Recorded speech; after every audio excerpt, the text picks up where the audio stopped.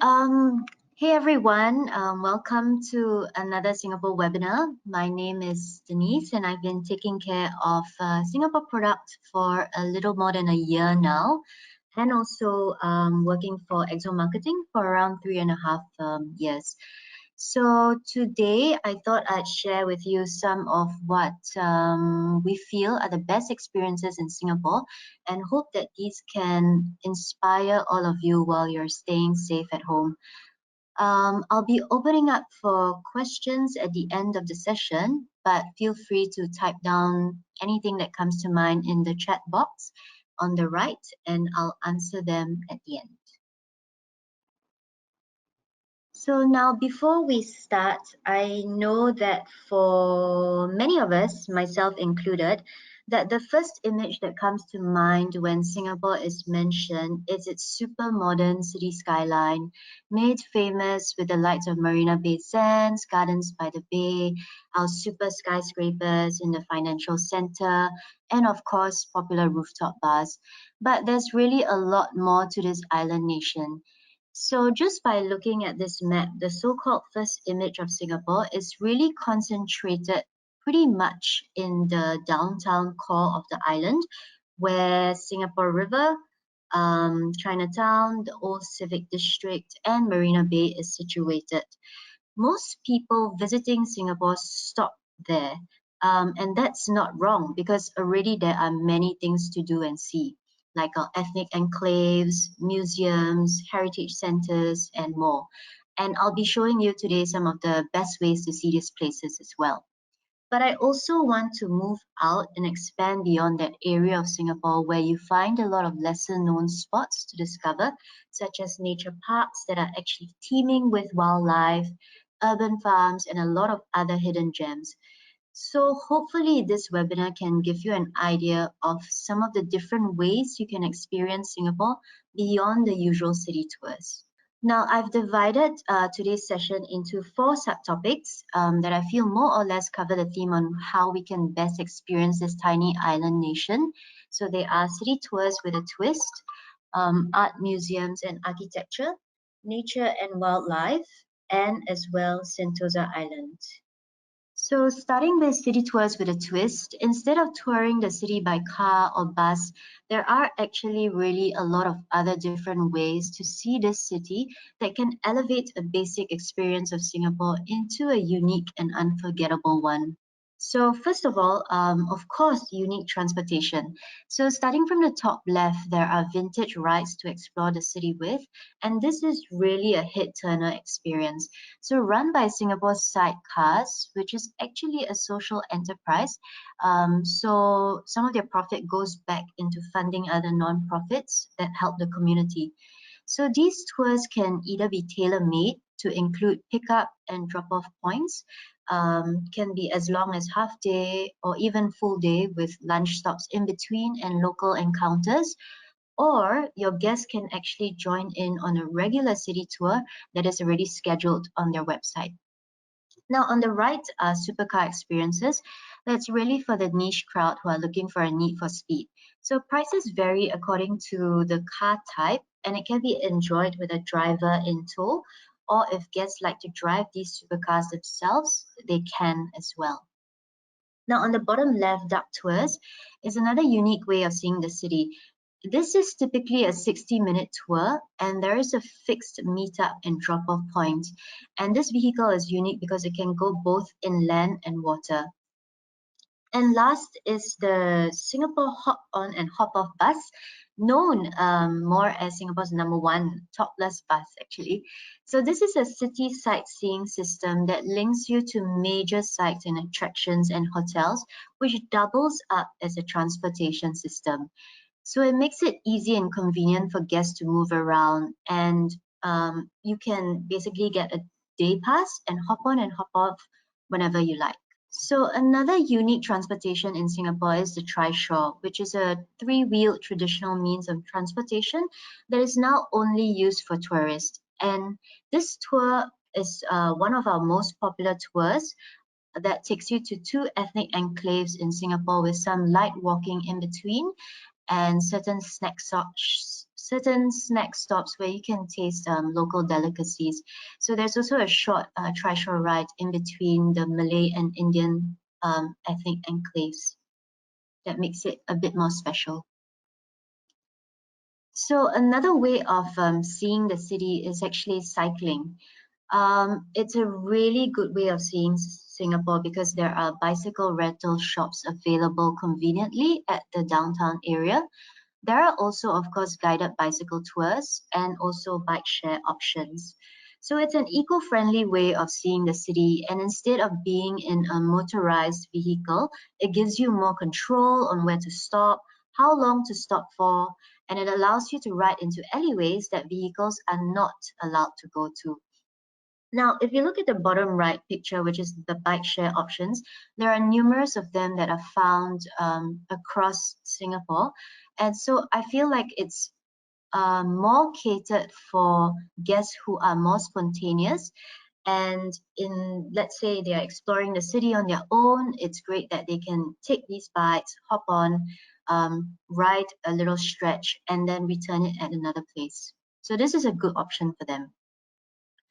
For guests who prefer to plan ahead and prefer a guided cycling tour, we have this half-day city tour by bicycle available that is run by a licensed cycling guide. So guests will ride mainly on footpaths and stop at certain locations within the city where they will then learn about a little bit about the history, a bit about the culture, a little bit about Singapore. There is also snack stops in between, and all of drinking water and safety helmets are also provided. So this experience is actually online on our website. So if you like to view rates, you can just go to exotravel.com. So another unique way of touring Singapore is through discovering it through its local food stops. So as a cultural melting pot, it's really an interesting way of seeing the city while getting to taste like all these local delicacies. And there are really a vast range of hawker stalls, also Michelin star street food places, and as well it can go as posh as dining at a three Michelin star restaurant like Odette and Les Amis. So this is one of my favorite experiences of Singapore. It's a classic city tour taking guests to three ethnic enclaves like Chinatown, Kampung Glam, and Little India, but with a little foodie twist. So going on foot, train, and bus, you can actually try all the Michelin Guide street food stops that are really popular with the locals and also foreigners at local hawker center sort of setting, while also learning about the country along the way. So another way of seeing the city a little bit differently is at night. So for guests who arrive in the evening and are jet lagged, it's the perfect time to head out, whether it's bar hopping to hidden speakeasy bars to meet local mixologists, taste locally made liquors, or to night bazaars that sell local trinkets and food. There's really many things to do after dark. And most bars in Singapore actually close at around like 12 midnight to 2 a.m. daily. So there's plenty of time to explore the city at night. Now, I also want to just mention the Singapore Night Festival. That is an annual event typically held around August, and it stands for around 2 weeks. And this is when the city museums light up with cool art installations everywhere. It's also a time where museums are open later than usual, and it's free for tourists to walk in and visit selected galleries. So this is really something to highlight if guests are visiting Singapore around August. There are also like streets that are closed off just to host night bazaars where locally made items are sold and food are sold as well. So continuing on from the Singapore Night Festival, the next topic, which somewhat could be within the category of a city tour with a twist, but because of the extent of how in-depth an art museum and architecture experience can be, I thought it kind of deserved its own category. And here's why. So looking at this map that I've pulled out, you can see that most museums in Singapore are densely located within that downtown core of Singapore that I mentioned. And these are very conveniently accessible by foot or public transport. So whether your guests are real art enthusiasts, history buffs, or someone who's simply curious about Singapore and want to like stop by a museum or a gallery, they can do so, and you can kind of like tailor make a tour suited to every sort of audience. So let's take a look at some of the museums in Singapore. So first of all, our war museums. So in the first instance, at the National Museum of Singapore, which is in the downtown core area, it houses permanent exhibitions such as the Singapore History Gallery and also Surviving Shonan, which is about life in Singapore during the Japanese occupation. And on the right, just a short walk away from the National Museum is Battle Box at Fort Canning Hill. So this is a significant site that led to the fall of Singapore. And it's the fort, Battle Box, was actually built by the British as the headquarters of the Malaya Command Center. So it's also a very significant site because it is inside the battle box that the British made the decision to surrender to Singapore. So combining a National Museum tour of a gallery and then a short walk over to Fort Canning Hill, you can already get sort of a lot of in-depth knowledge on World War II of Singapore. But below, you see Memories of Old Fort Factory that is situated to the west side of Singapore.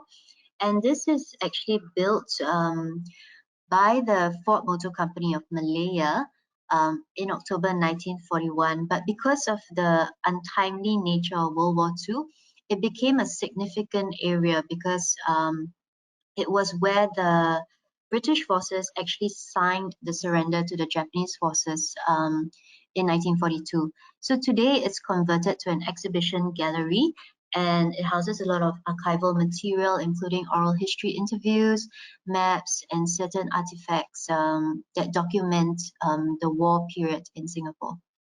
And then to the right, Kranji Memorial Hall, which is Kranji War Memorial, that is towards the north side of Singapore. It is a memorial area that honors the men and women from various countries who died in line of duty during World War II. Now, these are just some war museums found in Singapore, and there is, of course, the Changi War Museum that is closed for renovation. So if you look at visiting these galleries, coupled with some significant sites, like also driving past the Padang, which is where Singapore was liberated from the war, it really makes a quite insightful war tour of Singapore.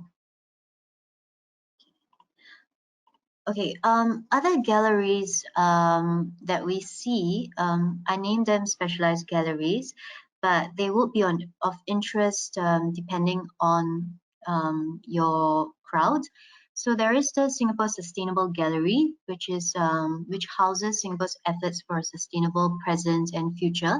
So this is a good extension if people are just visiting Gardens by the Bay, because it's a short walk to Marina Barrage where the gallery is, and it's also free entry. So to the right, Lee Kong Chian Natural History Museum opened in 2015 and houses the Raffles Natural History Collection. So this was started by Singapore's modern founder, Sir Stamford Raffles, and it has a collection of Southeast Asian biodiversity that began as far back as 1849. And down on the left is the Singapore City Gallery that is situated right smack in the center of Chinatown. So for guests who are actually just strolling through Chinatown, a short visit to this gallery is perfect to get to know a bigger picture on the urban development of Singapore and its plans for the future. Also, I want to do a quick mention of ethnic heritage centers. So these are the Chinese, Malay, and Indian heritage centers that are located in each of the ethnic enclaves in Singapore. So for people who are, so let's say on a usual ethnic enclaves tours, if your guests are specifically interested in let's say the Chinese community and their history, they can actually pop into one of these heritage centers and take a short look at the space to get to know about to get to know more about like why these early immigrants came to Singapore, how they settled, and what sort of trade they did. Okay. So moving on to art museums and galleries, we have, of course, the National Gallery of Singapore, which is a space that is refurbished from the old City Hall and the old Supreme Court of Singapore.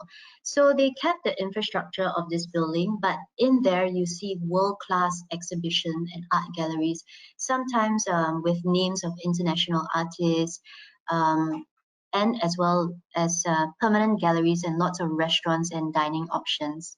Next to it is the National Museum of Singapore, also housing, like I mentioned, some history galleries that are permanent, and as well seasonal art exhibitions. Singapore Art Museum on the bottom left, and also the Asian Civilization Museum. So these spaces are actually in walking distance from each other, and they are a perfect visit on the next tour, which is on the Colonial Heritage Walking Tour that we sell. And rates are available on exotravel.com. So with this tour, it's a little architectural tour within the Civic District, close by to the museums that I mentioned just before. And even though it's a architectural focused tour, if your guests are interested in any of the art galleries that are open during that period of time, they are more than welcome to step in. Of course, with like some galleries are paid galleries, so with a minimal fee, they can visit certain exhibitions that are on show. So really, depending on interest, art, museums, and architectural experiences in Singapore can really be carefully curated. Okay, now for one of my favorite topics in Singapore is actually nature and wildlife. So while it might not be the first thing that comes to mind when we mention Singapore, many are really surprised by how much nature and wildlife there really is in this dense city population. So here's a picture you see of the famous urban wild otters of Singapore. They were initially thought to be extinct in the 1960s and 70s, but gradually returned to Singapore in the 1990s. And there's an estimate of about 10 otter families, and the sightings of them are usually signals of healthy waters that they live in. So we are always very happy to spot them in our daily lives. Now, okay, I digress, but now before I touch on all the nature reserves and parks in Singapore, I just wanted to show you a short clip to give you an idea of the teeming nature and wildlife in this little city. Enjoy. 1 degree north of the equator, there is a small island, a thriving tropical paradise.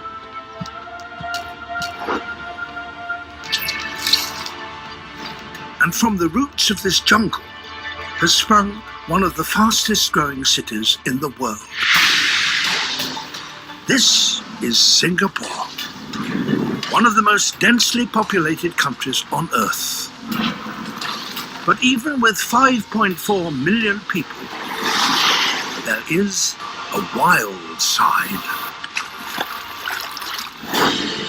We will explore hidden worlds to discover the unseen treasures of Singapore and see how they have adapted to the human world. Deploying the latest filmmaking technology, we will uncover secrets and unexpected encounters. From bird's eye view to beneath the surface, in the light of day to the darkest corners. This is an island of rapid change, but the wild still exists. A home to an astonishing 40,000 species of animal and plant. But where is it hiding? In the wild city.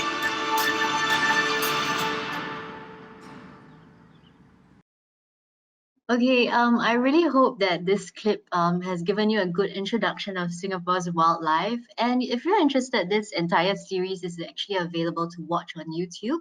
But let's go back to take a look at some of these nature parks where you can actually experience, and if you're lucky, see and spot some of the wildlife in Singapore.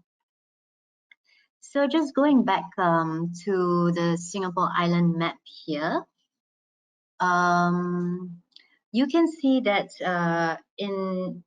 I've just pulled out a few nature parks. So there's the Sungai Buloh Wetland Reserve that you see on the top, and the Central Catchment Nature Reserve that is the biggest nature reserve in Singapore, and it also acts as like a green lung of Singapore.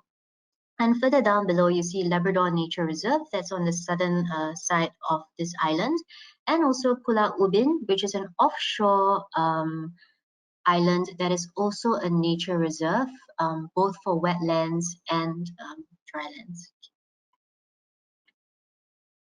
Okay, so looking at Sungai Buloh Wetland Reserve, this is actually the first ASEAN Heritage Park, and it's 130 hectares is important for migratory birds and other sorts of wildlife.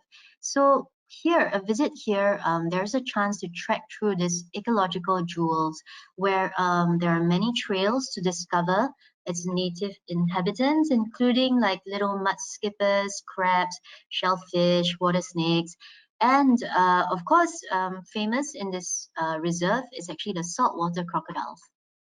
So between September to March, it's the season for migratory birds, and there's a chance to catch sights of diverse flocks of shorebirds or waders, including plovers and sandpipers. So it's perfect for a half-day escape from the city with very light and easy trails on boardwalks that you can see in the picture on the left. As I mentioned just now, the Central Catchment Reserve in Singapore acts as like the large green lung of this city. And it is also the largest nature reserve in Singapore, occupying over 2,000 hectares of forest cover and is home to some of the richest forests in terms of biodiversity. So on the top right is the MacRitchie Reservoir Treetop Trail. So the trails actually span for 20 kilometers in length of both trail and boardwalks, and it winds through forests around the MacRitchie Reservoir.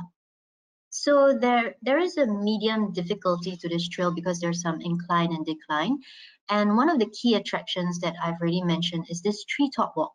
That is a 250-meter suspension bridge that connects two of the highest points in this area, which is MacRitchie and a Jelutong Tower, which is a 7-deck observation tower that allows visitors to see an overview of the entire forest and as well as the city beyond. So there are also, so it makes it also a great spot for bird watching. So, and if you look carefully, you can even spot endangered birds like the red-crowned barbet on the right below. So to the left is Bukit Timah Nature Reserve. So this nature reserve is actually connected through a network of park connectors between MacRitchie and Bukit Timah.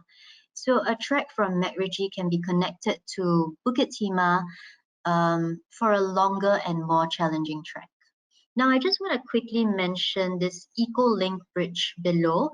So what happened to Singapore was that because the highways were expanding, for a period of time, Bukit Timah was actually unlinked to MacRitchie Reservoir, and that posed problems for the wildlife. So this Eco-Link Bridge was actually built, and it's the first of its kind in Southeast Asia, and its main purpose is to actually restore the ecological connection between two nature reserves and allowing like wildlife to expand their habitat, genetic pool, and survival chances. So it's really, really great that we have this green lung in Singapore. And also very good for visiting and walking, trekking. Okay, Pulau Ubin is an offshore island that I mentioned on the east of Singapore. It's actually really easily accessible from a 10-minute bumboat ride from Changi Ferry Point to the island. So this makes a perfect day trip to escape from the urban density of Singapore. And it kind of transports you back to the 1960s Singapore because it's home to actually one of our last villages, or we call kampungs, and it has this slower pace of life compared to the city. So you can either spend your day walking or cycling through rustic roads, and you get to see like coconut palms, explore secluded beaches and mangroves as well. And admission to this island is actually free of charge, and bicycle rentals come with a small fee, an hourly rate. So on the top right, Chak Jawa is the largest natural intertidal flat that is located on the eastern tip of Pulau Ubin. So it's very, very precious because just in that small space, there are several ecosystems that can be seen. And it provides refuge for plants and animals that are no longer common elsewhere in Singapore. And this ecosystem includes things like a rocky shore, a seagrass lagoon. And if you look carefully, especially during low tide, you can actually spot a lot of dwellers like secretive crabs and snails. And a lucky visitor might even encounter squids, mantis shrimp, and nudibranchs, and many, many more. So this is perfect, again, for a full day trip, where there are also eating outlets available for lunch, for a quick lunch. Okay, so lastly, this is Labrador Nature Reserve, and it's part of the Southern Ridges, which also comprises a few other parks like Mount Faber Park, and Mount Faber Park being the cable car access point to Sentosa Island. So from the park, you can actually see the sea and beyond to Sentosa Island, which I'll talk about shortly. It's actually like an adventure amusement park area, very fun for the families. So it's perfect for a leisurely stroll. If you can see maybe on a picture on the left, there are also lots of boardwalks and easy trails. And there's also a chance to learn about the history through some of the military landmarks that were left behind by the British that are still in this nature reserve. Okay, so I just want to quickly run through how the best ways that you can actually experience Sentosa Island. Now, I think maybe some of us already knows that Sentosa Island is a resort that's off the southern coast of Singapore and is connected to the city by road, cable car, train, and a pedestrian boardwalk. So it's a perfect place for a day trip with activities ranging from theme parks, aquariums, golf courses, white sand beaches, and or like for a perfect day of fun and relaxation. So a little bit on the island orientation of Sentosa. If you see to the west side of the island, that's where most of the amusement parks are concentrated, like all the activities are. And then towards the central area, it's where some of the exclusive hotels are. And then towards the right is where you can find the golf courses.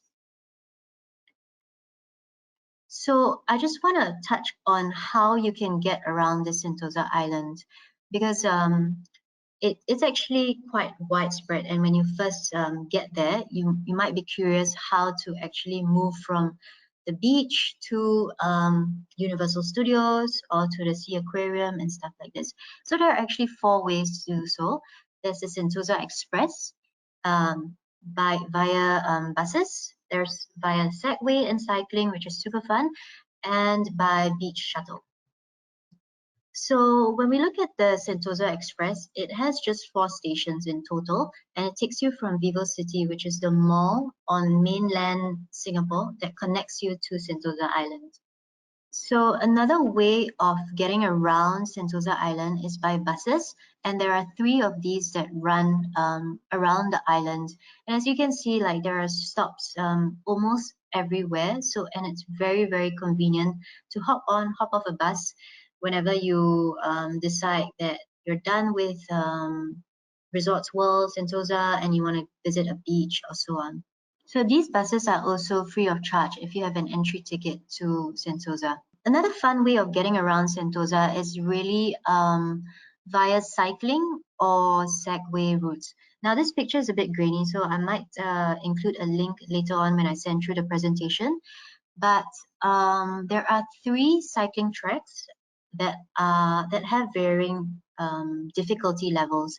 So the first one, I don't know if you can see, which is this dark blue line here at the bottom of the map, is actually great for families. So it's very easy and it runs on flat ground and mainly along the beach.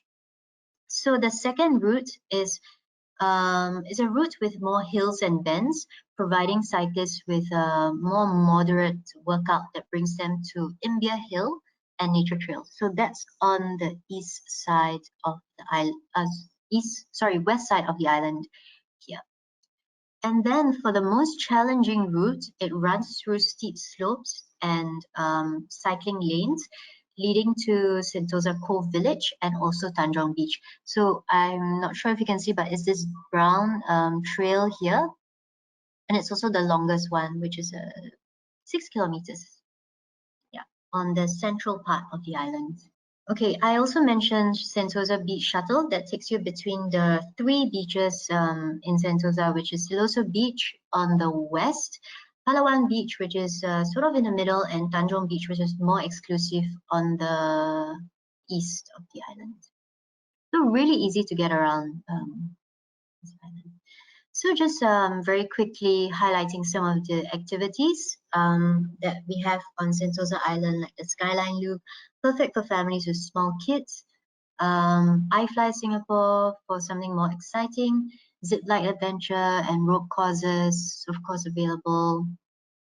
Sea Aquarium, also perfect for families with small kids. Of course, Universal Studios, a 4D land adventure, and a daily water and light show called Wings of Time. Now, these can all be experienced in our little program, little full day program called Afternoon Till Sunset at Sentosa.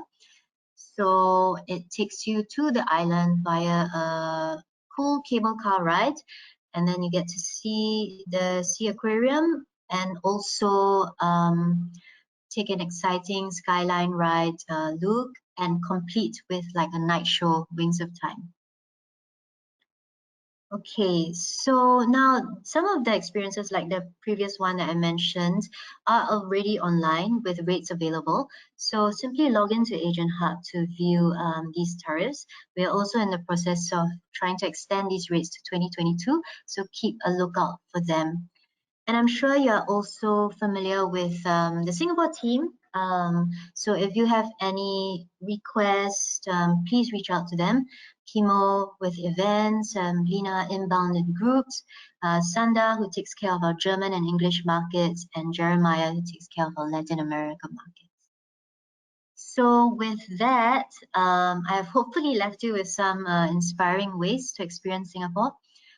If there are any questions, I can open them up to the floor now. So, okay, so there's a question here on Pulau Ubin, which is the offshore nature island. Can we actually stay in Pulau Ubin? So there are not really any sort of proper accommodation on that island because it's very basic. There are although campsites, so depending on like what your guests want, they can actually set up camp and stay a night there if they are really into exploring nature and wildlife. So there's another question here that is it easy to go to the cruise terminal and what hotels would you recommend there? So there are a few cruise terminals in Singapore. Some of them, there's a Marina Bay Cruise Center and also the Harbourfront Cruise Center. So in terms of getting to the cruise terminal, yes, it's definitely easy to get there. And the hotels that are around there, because Singapore is quite dense as a city, so in terms of walking distance from that hotel, I would need to get back to you on that to check, but there are definitely options available. So there is another question here. Where does the cable car drop off on Sentosa Island? So the cable car also has 4 stations within Sentosa Island, and that is similar to what you see on the Sentosa Express, but slightly at a different site.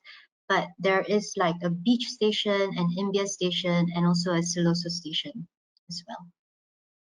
So if you can see on this map, it starts here, right? And the cable car stations, to be specific, I will send a map later on, but there are altogether 4 stations on that island. Okay, another question. How many days would you recommend staying in Singapore? So I think the standard stay would be about 3 days and 2 nights. It can be actually as long as you like, depending on the request from your guests. But a recommended stay would be a good 3 days, 2 nights, with maybe like a city tour that we can start with. And then if you like, guests can actually, in that sense, explore independently, or even take on a more specialized tours, like a nature trail in one of our parks that was shared today. Okay, it looks like there are no more questions. If I've missed anything out, please do drop me an email, and I will follow up with you at the end. If there are any feedback, comments, or specific interests that you have, also please contact me and I will respond accordingly. Thank you so much for joining. Stay safe, guys.